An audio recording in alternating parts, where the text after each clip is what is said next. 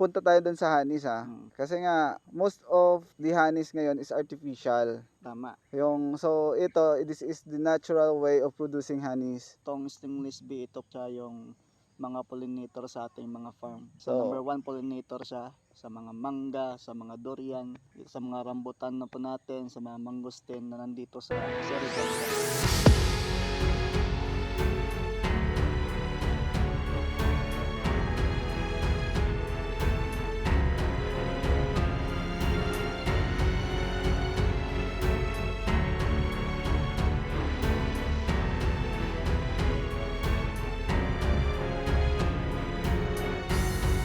hello mga Manoy Manay. So this is Manoy Ken again.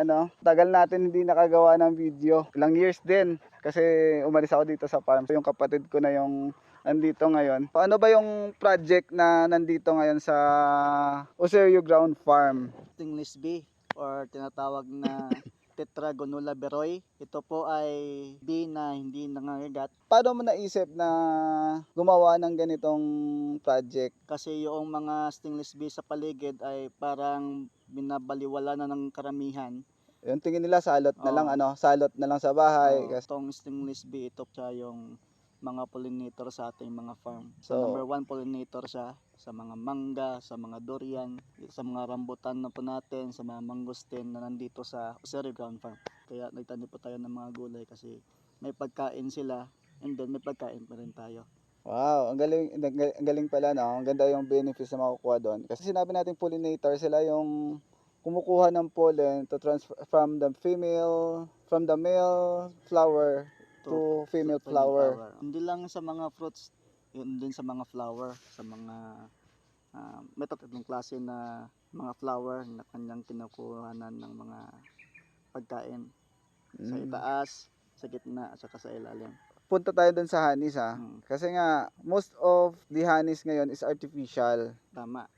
So this is the natural way of producing honeys. So ano ba yung makukuha natin from the natural honey? Kaya napag-isipan din ng Oserio Ground Farm na makapag-alaga ng stingless bee kasi yung product na gusto natin ay yung honey. So sa honey kasi ay yung sa mga market ay sabi doon sa studies na 80% of honey in the market are all fake. Man-made na lang, ginagawa na lang. Ano yung benefit ba na makukuha natin sa honey? So yung benefit na makukuha natin sa honey ay napakarami. Merong vitamin B1, vitamin B12, so more on minerals. So maraming vitamina yung makukuha sa honey. So natural vitamins from pagkakaalam ko vitamin C meron din sa kasi it comes from different kinds of flowers, depende din sa flower na kinunan nila, di ba?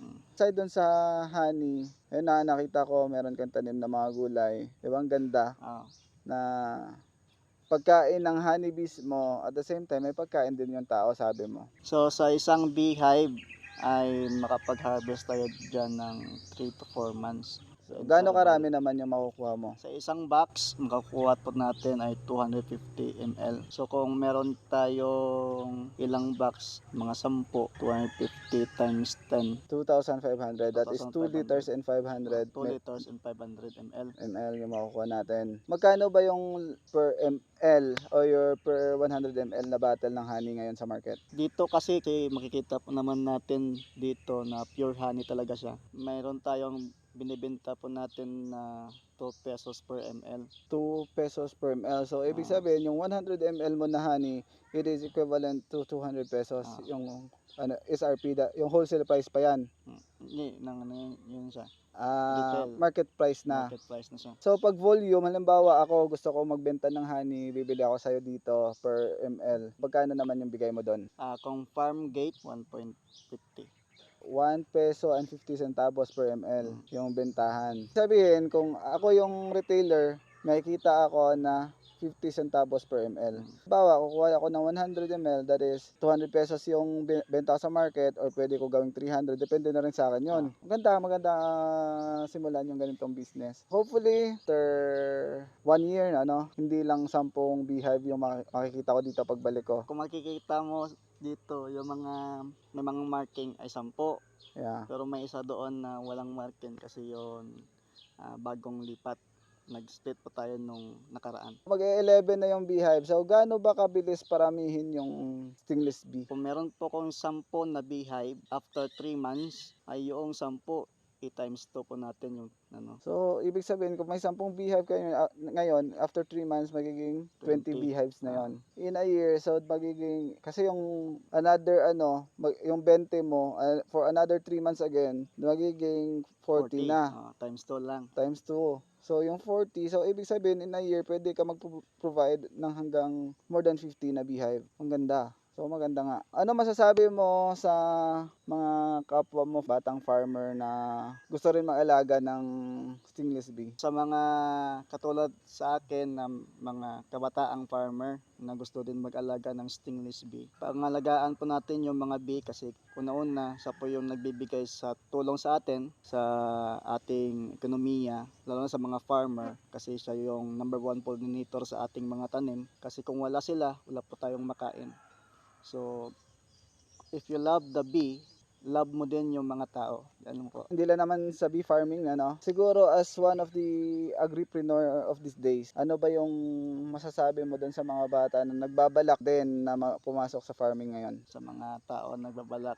Sa mga bata, encourage the new generation na pumasok sa agriculture. So, sa karamihan kasi ngayon ay nawawala yung mga farming. So, ina-encourage ko po yung mga kabataan na magpumasok sa farming na Sumusunod as a farmer, di ba? Konti na lang. At saka yung hilig nila ngayon is more on gadgets, laro dito, laro dyan. Ang nasa isip lang kasi talaga nila is, mag-aaral ako ng mabuti ngayon para makahanap ako ng magandang trabaho.